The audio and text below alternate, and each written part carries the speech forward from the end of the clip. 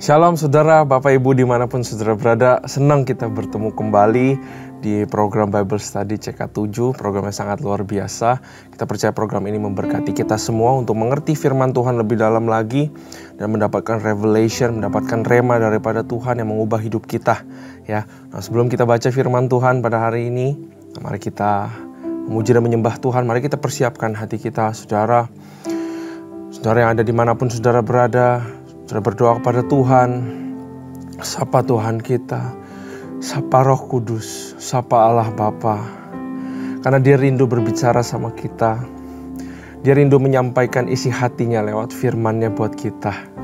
Radabas kita bayar. Saudara yang bisa berbahasa roh, mari kita berbahasa roh ya. Radabas kita bayar. Kau baik Tuhan, Kau baik Bapa, kami sembah Kau Tuhan. Ya ranana ya rala ya radabas kita bayar radabas.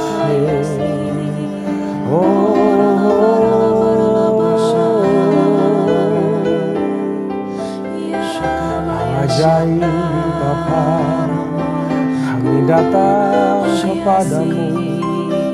Kami datang kepadamu Tuhan. Hidup ini adalah kesempatan. Hidup ini untuk melayani Tuhan.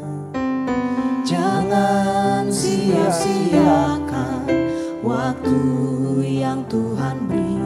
Hidup ini harus jadi berkat. Hidup ini adalah kesempatan. Hidup ini untuk melayani Tuhan. Jangan sia-siakan waktu yang Tuhan beri. Hidup ini harus jadi berkat. Oh Tuhan, pakailah hidupku selagi aku masih kuat. Bila saatnya nanti ku tak berdaya lagi, hidup ini sudah jadi berkat. Oh Tuhan, pakailah hidupku selagi aku masih kuat. Bila saatnya nanti ku tak berdaya lagi, hidup ini sudah jadi berkat.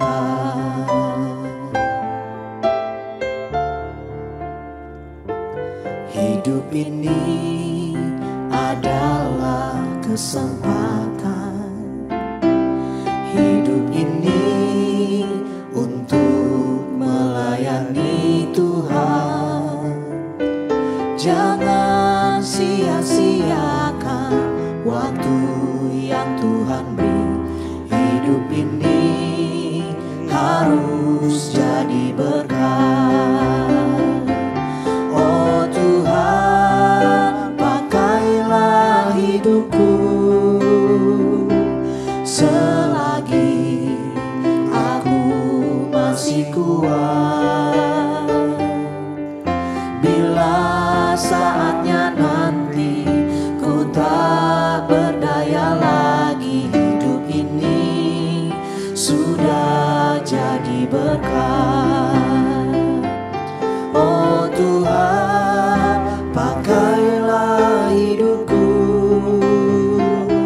selagi aku masih kuat. Bila saatnya nanti ku tak berdaya lagi, hidup ini sudah jadi berkat. Oh Tuhan, pakailah hidupku selagi aku masih kuat.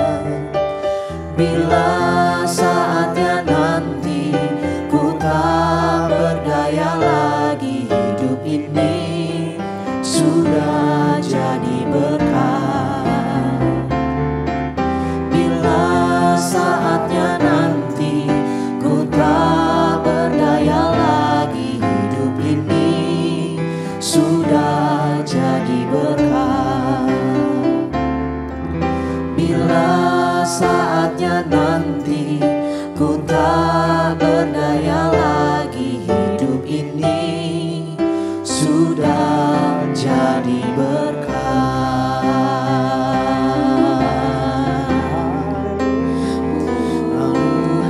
Haleluya Yesus.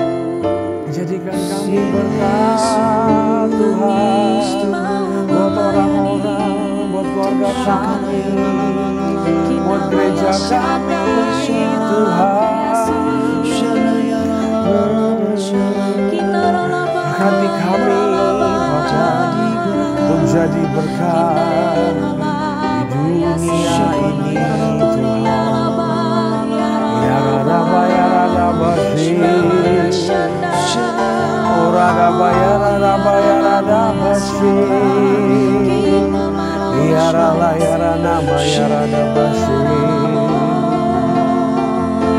Baik Tuhan, kuatkanlah kami Bapa, melayani Engkau Tuhan. Pakai kami Bapa, melayani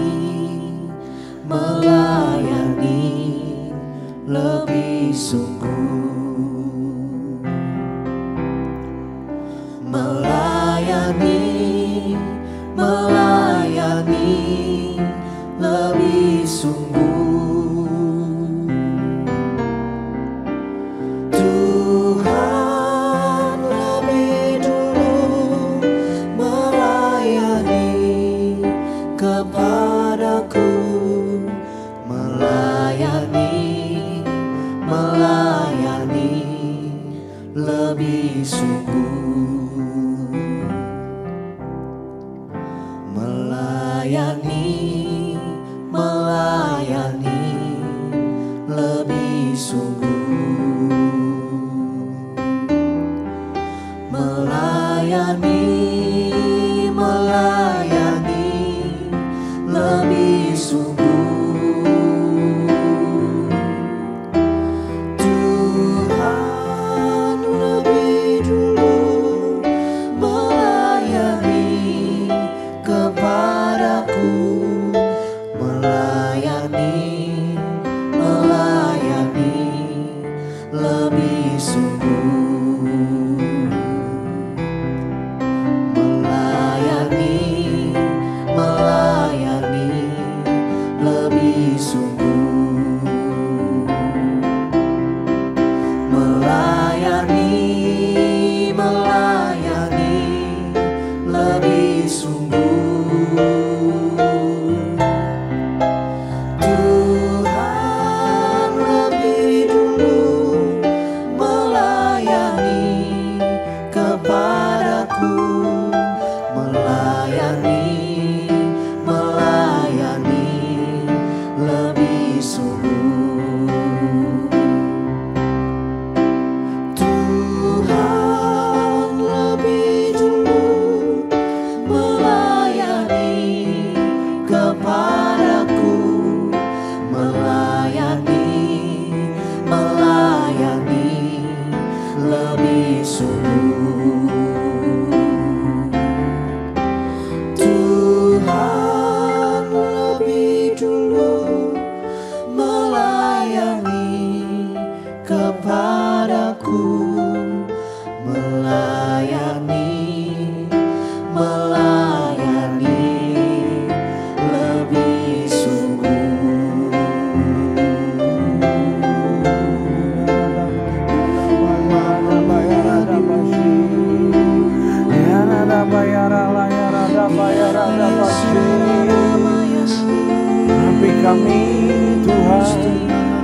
kami Bapa, sehingga kami melayani dengan benar Tuhan. Orada bayar ada basi, ya rala ya rada basi. Bapa, berikan kami kekuatan, berikan kami urapan, terutama buat kami semua para pelayan Tuhan, terutama buat kami semua para pengerjanya Tuhan ya Bapa. Berikan kami hati yang terus mau melayani, dikuatkan lebih lagi Tuhan, untuk melayani Engkau, melayani jemaat, melayani semua orang, semua pekerjaan yang diberikan kepada kami, semua adalah pelayanan ya Tuhan. Kami bersyukur Kau berikan banyak pelayanan kepada kami, karena itu adalah suatu kehormatan Tuhan untuk menjalankannya ya Bapa. Bapa, kami sebentar mau baca firman-Mu Tuhan. Sembunyikan hamba-Mu di balik salib-Mu. Berikan urapan yang baru kepada lidah bibir hamba-Mu, supaya katakan sesuatu yang luar biasa Tuhan. Biar semua yang mendengar juga boleh mengerti dan mendapatkan hal yang berharga, yang life changing, sehingga kami bisa praktekkan dan kami bisa bertumbuh dan kami bisa berbuah ya Tuhan. Kami bersyukur buat hadirat-Mu Tuhan. Kami bersyukur buat firman-Mu yang selalu menyertai kami. Hanya di dalam nama Tuhan Yesus. Haleluya. Amin. Sekali lagi shalom saudara. Salam sukacita dan juga damai sejahtera buat kita semua. Mari kita siapkan Alkitab kita. Mari kita buka hari ini di 1 Tawarik pasal yang ke-26. 1 Tawarik pasal yang ke-26. Oke.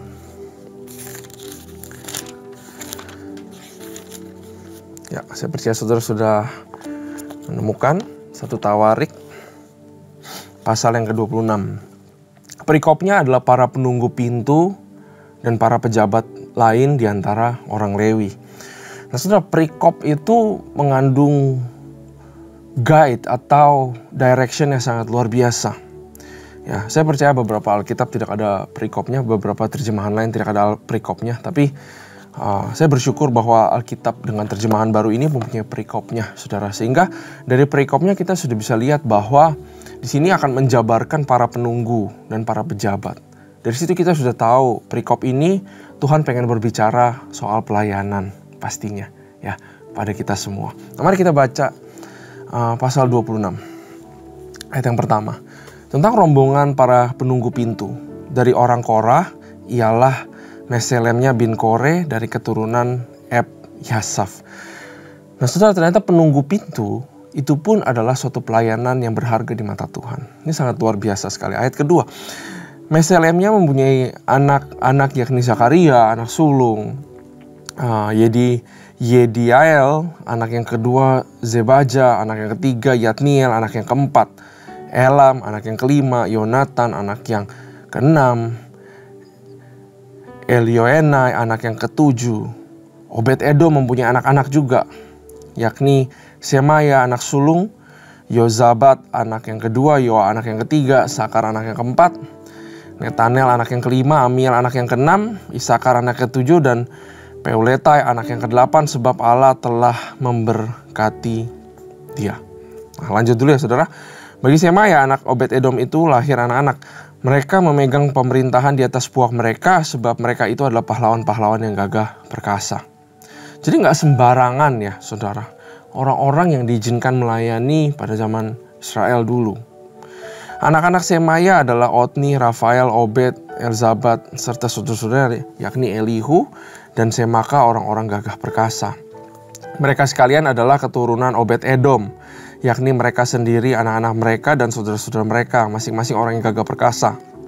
Cakap untuk pekerjaan itu 62 orang jumlahnya dari Obed Edom. Dan Meselemia mempunyai 18 orang anak dan saudara orang-orang yang gagah perkasa. Saudara, Obed Edom adalah satu karakter yang sangat luar biasa kalau dipelajari, saudara. Saya yakin saudara pasti pernah mendengar Obed Edom, di mana dititipkan tabut Allah itu sementara di rumah Obed Edom. Dan dalam waktu beberapa bulan aja, seluruh isi rumah diberkati dan seluruh jalan kehidupan keluarga Obed Edom sampai ke bawah semua diberkati Tuhan dan diurapi sama Tuhan. Itu adalah salah satu upah seorang Lewi pada zaman dahulu. Tapi kita tahu bahwa di perjanjian baru, bahwa semua sudah disamaratakan oleh kasih karunia Tuhan. Saya percaya orang-orang yang melayani di rumah Tuhan, yang menjadi pelayan dan pengerja, tentu ada upah khusus. Ya, upah terbesar sudah diberikan kepada kita semua, kematiannya dan pengampunan dosa, keselamatan oleh Yesus Kristus. Tapi yang namanya melayani Tuhan, yang namanya melakukan pekerjaan Tuhan, apalagi yang sungguh-sungguh dengan tulus hati, saya percaya sama dengan kayak seperti obat Edom. Ada berkat khusus kepada orang-orang yang tulus hati dan menghormati yang namanya rumah Tuhan atau hadirat Tuhan itu, saudara. Kalau saudara lihat, ngapain ya kasih tahu anaknya sampai keturunan-keturunan, saudara. Dalam konteks pelayanan, barusan aja, saya tadi nggak mau bagiin tentang ini, saudara. Saya siapkan yang lain. Tapi Tuhan berbicara. Buat apa ada keturunan-keturunan dituliskan di sini sama Roh Kudus? Bahwa Tuhan ingin kita sebagai orang tua, sudah dari semasa kecil keturunan-keturunan kita bikin mereka aware atau bikin mereka tahu tentang arti pelayanan yang sesungguhnya. Jadi nggak cuman ya udahlah anak kita, kamu bebas mau ngapain, kamu kejar mimpimu, kamu mau jadi dokter, kamu mau jadi businessman, terserah, papa biayain. Tapi jangan lupa untuk ajari mereka sedari mereka kecil, sedari bahkan mereka berumur junior, saudara, umur 6, umur 7, umur 8, ajari mereka untuk melayani. Kalau saudara ya di gerejamu tidak mempunyai tempat di mana anak-anak kecil bisa belajar melayani, ajarlah mereka melayani di rumah. Sehingga mereka terbentuk hati yang melayani. Satu hari nanti saya percaya Tuhan akan panggil mereka dan melayani dalam konteks yang lebih besar. Kalau di rumah sendiri dulu Petrus diajar untuk menjaring ikan. Tapi Yesus ajari dia, kamu mau gak melayani yang lebih besar lagi, yaitu jiwa-jiwa. Dari kecil udah harus diperkenalkan, saudara, yang namanya pelayanan. Amin. Nah, mari kita baca lanjut ayat 10. Hosa dari Bani Merari mempunyai anak-anak, yakni Simri, seorang kepala, sebab sekalipun ia bukan anak sulung, tetapi ayahnya mengangkat dia menjadi kepala. Hilkia anak kedua, Tebalia anak yang ketiga, dan Zakaria anak yang keempat. Semua anak dari saudara Hosa itu ada 13 orang. Rombongan para penunggu pintu itu yang bagi menurut kepala kaum punya tugas melayani di rumah Tuhan, sama seperti saudara-saudara sesuku mereka. Mereka ini adalah para penjaga pintu, saudara. Untuk setiap pintu gerbang mereka membuang undi menurut puak-puak mereka, baik puak yang kecil maupun puak yang besar. Undian untuk pintu timur jatuh pada Selemia. Selanjutnya mereka membuang undi bagi Zakaria anaknya, seorang penasihat yang berakal budi. Lalu jatuhlah undiannya untuk pintu utara. Bagi Obed Edom ialah pintu selatan, dan bagi anak-anaknya gudang perlengkapan. Bagi Supim dan Hosa ialah pintu barat beserta pintu gerbang Syaleket di jalan raya Tanjakan. Penjaga yang satu ditaruh berdampingan dengan penjaga yang lain. Di sebelah timur ada 6 orang setiap hari, di sebelah utara ada 4 orang setiap hari, di sebelah selatan ada 4 orang setiap hari, tetapi pada gudang perlengkapan selalu ada 2 orang. Pada Parbar di sebelah barat 4 orang di jalan raya dan 2 orang pada Parbar. Itulah rombongan-rombongan para penunggu pintu dari Bani Korah dan dari Bani Merari. Ayat 20, orang-orang Lewi, saudara-saudara sesuku mereka yang mengawasi perbendaharaan rumah Allah dan mengawasi perbendaharaan barang-barang kudus. Nah, jadi ada lagi saudara yang mengawasi perbendaharaan rumah Allah dan juga barang-barang kudus. Kudus itu apa? Itu bukan artinya barang yang seperti suci, yang kalau disentuh jadi bernoda. Bukan itu ya saudara. Kudus di sini bahasa kados, artinya memang sudah dipisahkan oleh Tuhan. Ya, kita juga adalah orang-orang kudus, saudara. Artinya orang-orang yang sudah dipisahkan sama Tuhan, yang sedang belajar menjalani kehidupan yang benar. Karena anak kita suka salah mengerti kata kudus. Kita pikir kudus itu artinya tidak bernoda, padahal artinya adalah kudus dipisahkan. Kita itu dipisahkan dulu menjadi umat Allah, sudah dipilih, sudah dibenarkan, maka kita belajar untuk hidup benar. Tidak ada seseorang pun yang bisa mengejar kekudusan tanpa dikuduskan oleh Allah. Ya, ayat 21. Bani Ladan yakni keturunan Gerson melalui Ladan dan mempunyai orang-orang Yehiel sebanyak sebagai kepala puak. Keturunan Yehiel, yakni Zetam dan Yoel, saudaranya mengawasi perbendaharaan rumah Tuhan. Dari orang Amram, orang Yizar, orang Hebron, dan orang Uziel adalah Sebuel bin Gersom bin Musa yang menjadi kepala perbendaharaan. Sanak saudara Sebuel melalui Eliezer ialah Rehabia, anak Eliezer, dan Yesaya, anak Rehabia, dan Yoram, anak Yesaya, dan Zikri, anak Yoram, dan Selomit, anak Zikri. Selomit ini beserta sanak saudaranya mengawasi perbendaharaan barang-barang kudus yang telah dikuduskan oleh Raja Daud dan oleh para kepala puak dan para pimpinan pasukan 1000 dan pasukan 100 dan para panglima. Mereka telah menguduskannya dari rampasan perang untuk menyemarakan rumah Tuhan. Juga segala yang kudus oleh Samuel pelihat itu oleh Saul bin Kish, oleh Abner bin Ner, oleh Yoab anak Zeruya. Ya, segala barang yang dikuduskan ada di bawah pengawasan Selomit serta sanak saudaranya. Dari orang Yizar adalah Kenanya beserta anak-anaknya yang diserai tugas luar di Israel, yaitu menjadi pengatur dan hakim. Dari orang Hebron adalah Hazabiah serta sanak saudaranya, orang-orang gagah perkasa. Ada 1.700 orang jumlahnya yang diserahi urusan pemerintahan Israel di sebelah barat sungai Yordan dalam segala urusan untuk Tuhan dan segala pekerjaan untuk Dia. Dan orang Hebron adalah Yeria yang menjadi kepala. Tentang orang Hebron mengenai keturunannya dan puaknya, dalam tahun ke-40 zaman pemerintahan Daud diadakan penyelidikan tentang mereka, dan ternyata bahwa di antara mereka ada pahlawan-pahlawan yang gagah perkasa di Yezer Gilead. Sanak saudara Yeria, orang-orang yang gagah perkasa, kepala-kepala puak, ada 2.700 orang. Mereka itu diangkat Raja Daud mengawasi orang Ruben, orang Gad, dan suku Manasye, dan setengah itu dalam segala perkara untuk Allah dan segala perkara untuk Raja. Nah, saudara, di sini kita belajar bahwa Tuhan lewat pemerintahannya ini, Dia menetapkan berbagai macam struktur, organisasi, SOP yang sangat teratur. Dan itu memang dibutuhkan di rumah Tuhan. Tapi bukan berarti inti daripada kerohanian atau keagamaan atau ibadah itu sendiri bergantung kepada ritual-ritual atau SOP. Ya. Sekarang kita semua juga menjalani peraturan-peraturan, organisasi, struktur, job description, ada bagian ini, bagian itu, bagian ini, bagian itu. Tapi ingat saudara, bahwa itu semua hanya untuk mengatur sehingga ada keteraturan. Karena Roh Kudus menghendaki keteraturan. Ya, tapi jangan sampai kita memautkan hati kita kepada ritual-ritual. Jangan sampai kita memautkan hati kita kepada cara-cara atau SOP-SOP yang ada, saudara. Tapi baiklah hati kita beribadah langsung kepada Tuhan. Saya berdoa supaya kita semua di masa sekarang yang melayani Tuhan, janganlah kita menganggap pelayanan kita adalah ibadah kita. Pelayanan kita adalah suatu bentuk terima kasih kita kepada Tuhan. Karena satu kehormatan kita sudah bisa melayani Tuhan. Kita menabur ke gereja, kita kontribusi kepada gereja lewat organisasi yang ada di dalam gereja, supaya gereja bisa memperluas daya jangkaunya untuk menangkap jiwa-jiwa. Tapi keintiman kita, relationship kita sama Tuhan, janganlah diukur dengan pelayanan. Karena itu gak ada hubungannya sama sekali. Karena begitu kita datang kepada Tuhan, apalah arti jabatan pelayanan kita?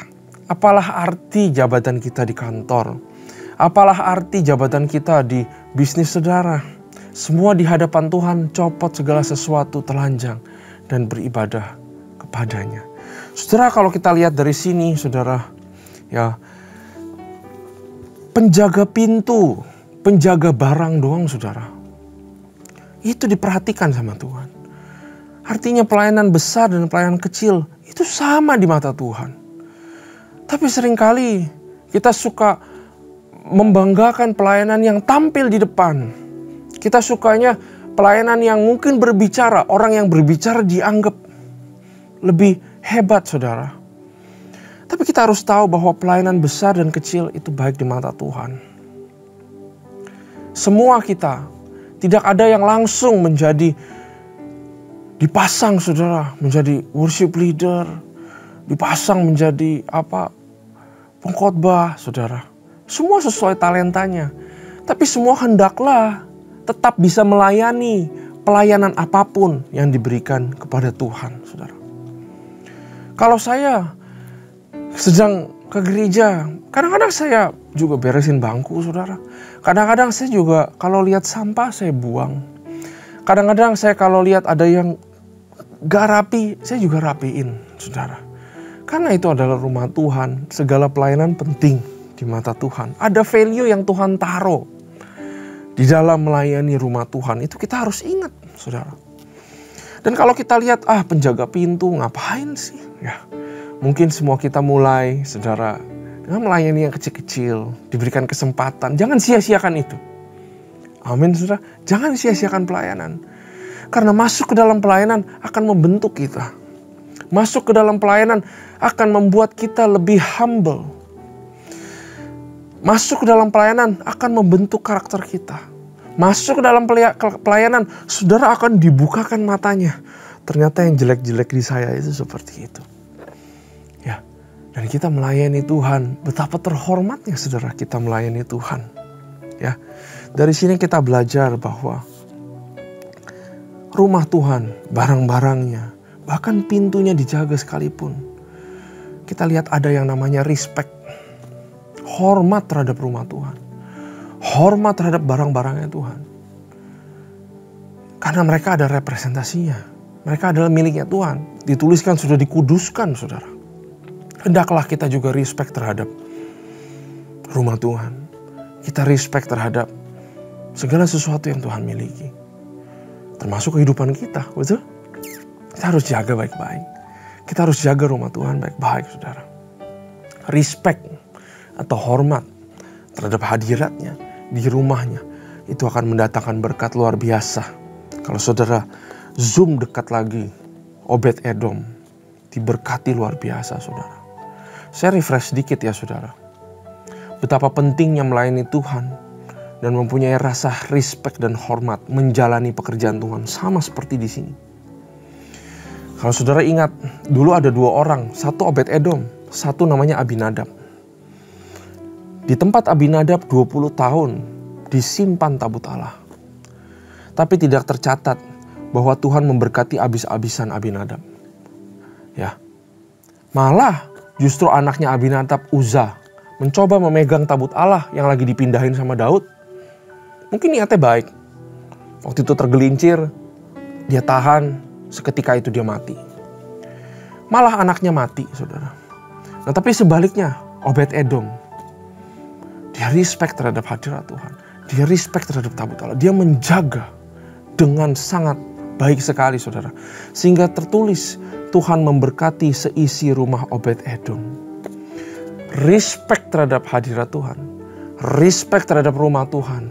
Menjalani pekerjaan yang saudara punya sekarang di rumah Tuhan. Saya encourage saudara yang belum melayani, join pelayanan. Jadi volunteer. Apapun yang saudara diberikan, itu dipandang penting di mata Tuhan. Kalau kita menjalankannya dengan sungguh-sungguh, dengan gak ada motivasi khusus. Saudara, saya percaya berkat Obed-Edom juga adalah berkat buat kita semua. Berkat urapan. Terus turun dari kita sampai keturunan kita ke bawah, saudara. Jangan terbiasa sama hadirat Tuhan. Tapi gentar, hormat dan respect terhadap hadirat Tuhan. Lewat program apapun. Di gereja lewat pelayanan apapun. Mari kita jangan terbiasa sama rutinitas yang sudah kita lakukan. Tapi taruh value terhadap pelayanan yang dipercayakan kepada kita. Taruh value di situ. Bahwa ini diberikan sama Tuhan langsung. Dia melihat, dia memonitor kita, dia membantu kita di dalam pelayanan. Dia percayakan pelayanannya kepada kita. Suatu kebanggaan, saudara, buat kita bisa melayani Tuhan. Jadi tidak ada pelayanan yang besar dan kecil. Semua pelayanan berharga di mata Tuhan. Ajari keturunan kita melayani. Hormat terhadap pekerjaan Tuhan yang dipercayakan kepada kita.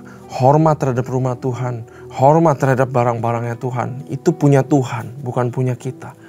Kita hanya pengelola yang baik. Dan saya percaya ini, perikop ini mengajarkan kita tentang itu, saudara. Amin. Nah, mari kita berdoa. Terima kasih Tuhan, for this understanding, for this revelation.